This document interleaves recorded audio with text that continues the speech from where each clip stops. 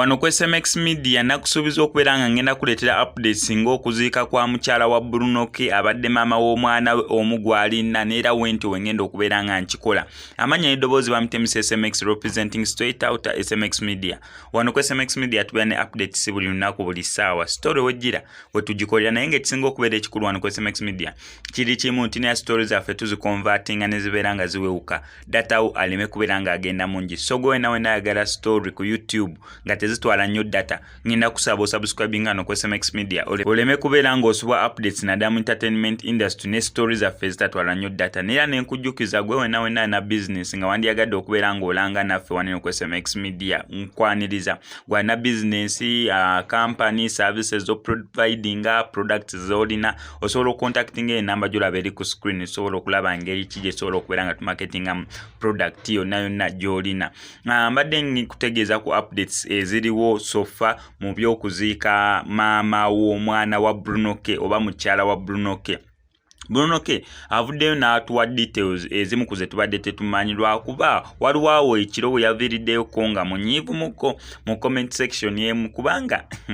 ne bannayuganda simanyi exactly kiki mwagala. Omuntu agenda n'akola ekintu ng'oyinza ogamba ye tekimutuukangako oba ye tekimutuukako. Bruno K postinga muni maama w'omwana we afudde amala okubeera nga atulating nga ayogereyo information mukijjukire ne story gye nasoose okubeera nga nkola nga mbategeeza muneera mukyala wa Bruno K afudde saabalazeeko kifaananyi ky'oyo mukyala g'amazima ne Bruno K akyogera nti ono mukyala babadde bamuyita Rachel abadde tayagala butaala. Rachel abadde keeping a life y'okubeera ng'eri private nnyo to the extent olaba ne Bruno K agambye ebifaananyi bye mu ssimu ye y'okwekubya ebifaananyi mbwe ebifaananyi obadde obibadira ku ngalo nga n'ebifaananyi nga 3 4 5 ekinene nnyo ebifaananyi mu ssimu ye ebifaananyi nga 5 amakulu mu kyo teyeekubye na bifaananyi kubanga abeera tagenda bipostinga. Togenda nnonya social media ando ya mukyala wa Bruno K ogifune olw'ensonga abadde tayagala butaala bintu byakwemulisa ebyo naye ate mu kumala okubeera nga apostinga muneera maama w'omwana we afudde abantu batandise okugamba nga tetumulabangako. Omanyi bujjo bamubuuza nga wapostinga omwana nga bagamba maama w'omwana aliwa wapostinga omwana mukyala we yaliwa biki bikoze bitya n'ebintu bingi nnyo naye okusinziira ku story gye nakoze olunaku olw'eggulo nakugambye mbu Bruno K mukyala we abadde tamupostinga nnyo on top of that abadde mulwadde yensonga lwaki Bruno K zezimu ku nsonga zatuwadde ti lwaki abadde tayagala nnyo kupostinga maama wa mwana we. Bruno K atuwadde details naye anategeeza okuziika kwa ddi neera bagenda kubeera nga baziika wa neera nga watugambye nange ngenda okubeera nga njibawo update. Ekisooka nabadde njagala nnyo okugenda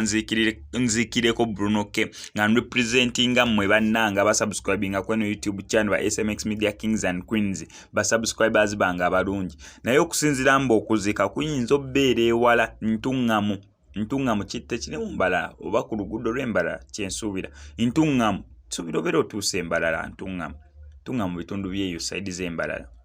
So okuziika bagenda beera nga baziika walako saidi z'eyo ntungamu si saidi z'eyo ntungamu gye bagenda okubeera nga baziika bwatugambye. So neera nyinza obutasobola naye nga updates z'okuziika kwonna ngenda sigala nzikuwa tu. Bruno K atugambye muna ne family y'omukyala naye eyinza okubeera nga taking a line oba nga esidinga omukyala oba Rachel omugenzi okubeera nga life ye ndowooza n'ebisigadde byonna butabitiitibya nnyo biteeka mu public bannange kino nedda kubanga n'omukyala kennyini abadde takyagala. So Bruno K watu avuddeyo okubeera nga tutegeeza naye ategeeza naye abambi mukyala abadde mulwadde okumala akaseera lwaki bulijjo temumulaba nga postinga ono omukyala oba nga bali bonna oba n'omwana waabwe. Atugambye babadde bakoparentinga babadde engeri gyakinnyonnyoddemu nze bwenti wenkifunye. Bruno K n'ono omuwala bazaala omwana kubanga ekyo kyakyogedde omwana wa Bruno K ne Bruno K amukkiriza naye n'obuvunaanyizibwa abadde abuteekinga naye nga ndowooza tebali mwami na mukyala naye nga bazaala omwana from the start bw'agambye. olubuto lwajja kirabika ne bazaala omwana naye nga eno relationship maama taata biki nedda naye nga bo ng'abantu babadde basobola okubeera nga bakwasaganya ensonga y'omwana naye bonna bonna nga bamwagala omwana maama abeera naye taata abeera naye tebalina problem kubanga Bruno K agambye mukwano gwe bulungi nnyo so babadde bakoparentinga amakulu mu kyo babadde tebabeera bonna omuwala abeera wuwe ne Bruno K abeera wuwe kwegamba life nga zine engeri za separatingamu naye ng'omwana abakeepinga okubeera together kubanga oli maama wa mwana we ate nga mukwano gwe abadde amwagala naye ekyokugamba mbonera oba baali babadde bonna kumalayo akaseera akawanvu